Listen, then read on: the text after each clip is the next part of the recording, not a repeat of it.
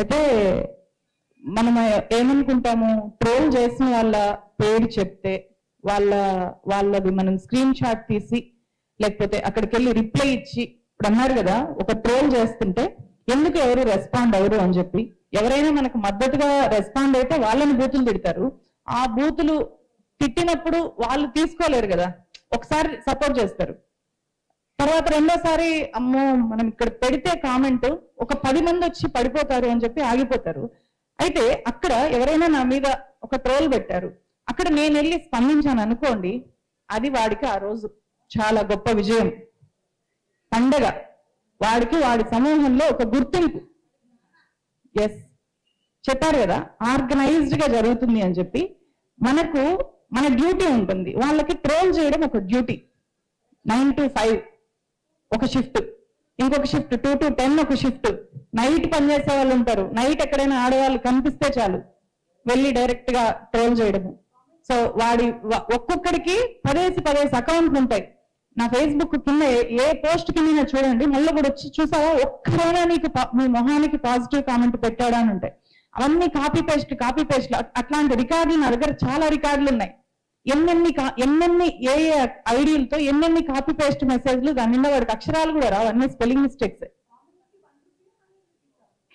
So ఇది వాడు ఎవరైనా స్పందిస్తే, చూసారా స్పందించింది తులసి చందు స్పందించిందిరా సభాష్ అని చెప్పి అక్కడికి వెళ్ళి నువ్వు గుర్తింపు పొందావు అని చెప్పి వాడిని హీరోని చేస్తారు. సో వాడికి కావాల్సింది అదే, వాడికి కావాల్సింది. మనం ఏమనుకుంటాము, ఎవరైనా ఈమెని ఇంతగా ఘోరంగా అవమానించారు అని చెప్పి తెలిస్తే వాడు షేమ్ ఫీల్ అవుతాడు అనుకుంటాం. నో, వాడు చాలా గొప్పగా ఫీల్ అవుతాడు. వాళ్ళకి కావాల్సింది అది. ఎందుకంటే రీసెంట్ గా మనం ఒక ఎగ్జాంపుల్, అభిజిత్ దీప్కే మీద దాడి జరిగింది కదా జైపూర్ లో.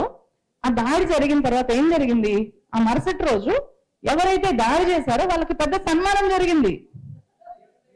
That is the reality. మనకది మీకు ఆఫ్లైన్ లో కనిపిస్తుంది కాబట్టి అది చెప్తున్నా. ఆన్లైన్ లో ట్రోల్స్ కి జరిగేది కూడా అదే.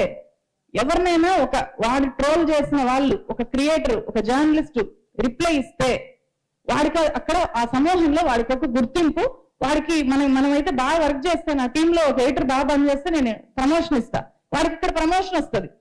ఎస్, నువ్వు ఒక గొప్ప ట్రోలర్వి నువ్వు. ఇంకా అట్లాంటి వాళ్ళని మళ్ళీ ఐటీ సెల్ హెడ్స్ కూడా అవుతారు. ఇలా ట్రోల్ చేసుకుంటూ ఐటీ సెల్ హెడ్స్ అవుతారు. తర్వాత ఎమ్మెల్యే టికెట్లు కూడా వస్తాయి. సో వాళ్ళ లక్ష్యము, పొలిటికల్ లక్ష్యాలు వాళ్ళకి ఉంటాయి కాబట్టి వాళ్ళకి ఇది ఒక వృత్తి, వాళ్ళకి డబ్బులు వచ్చే వ్యవహారము. సో వాళ్ళని మనము అక్కడ బుక్ చేయాలి అని అనుకుంటే వాళ్ళకి అది ఒక గుర్తింపు లాగా వాళ్ళు ఫీల్ అవుతారు అనమాట. సో అందువల్లనే వీళ్ళని ఎట్లా హ్యాండిల్ చేయాలి అంటే, ఇప్పుడు నేను మొదట్లో ఇదే సమావేశంలో ఇక్కడ కూర్చున్నప్పుడు నా కళ్ళల్లో నీళ్ళు వచ్చాయి. ఆ రోజు చాలా బాధేసి బాధపడ్డా. ఆ తర్వాత ఒక రాయి అయితే బాధపడతాము, ఎవరు పడుతూ ఉంటే ఏమవుతుంది, రాటుబేలిపోతాం. ఈ రోజు ఒకటి కాదు, 1000 మంది ఒకేసారి ట్రోల్ చేసినా ఏమన్నా కూడా ఏమి పట్టించుకోకపోగా ఒక్కొక్కసారి ఆ ట్రోల్స్ చూసి నవ్వుకుంటుంటా. వాడు పచ్చి బూతులు అని ఉంటాడు, చాలా ఘోరంగా ఫోటోలు చిత్రీకరిస్తుంటాడు. ఇప్పుడు ఆ స్థాయికి వచ్చేసాము. నా రిక్వెస్ట్ ఏంటంటే, ఇది చూసే అంటే విప్లవశ్రీ లాంటి వాళ్ళు, అసనా లాంటి వాళ్ళ పిల్లలు అలాంటి అమ్మాయిలకి జరిగేది చూసి ఇలాంటి ఆడపిల్లల పేరెంట్స్ అమ్మో నా బిడ్డని జర్నలిజంలోకి పంపకూడదు అని ఎక్కడ ఆలోచించి ఆ పిల్లల్ని ఆపుతారో అని చెప్పి మేము ఈరోజు ఈ సమావేశం పెట్టాం. ఏ ఆడపిల్లని దీంట్లోకి రాకుండా అడ్డుకోకూడదు అనేది ఇక్కడ ఉద్దేశం. అమ్మాయిలు ధైర్యంగా రావాలి. ఎందుకంటే వాళ్ళ ఏజ్ తో పోల్చితే విప్లవశ్రీ మాట్లాడిన మాటలు చాలా మెచ్యూర్డ్ మాటలు. అస్మా చాలా ధైర్యవంతంగా పోరాడుతోంది, మాట్లాడుతుంది. అలాంటి ముస్లిం అమ్మాయిలు ఎంతమంది బయటకు వస్తారు ఈరోజు మాట్లాడడానికి? ఎవ్వరు రారు, ధైర్యం చేయరు.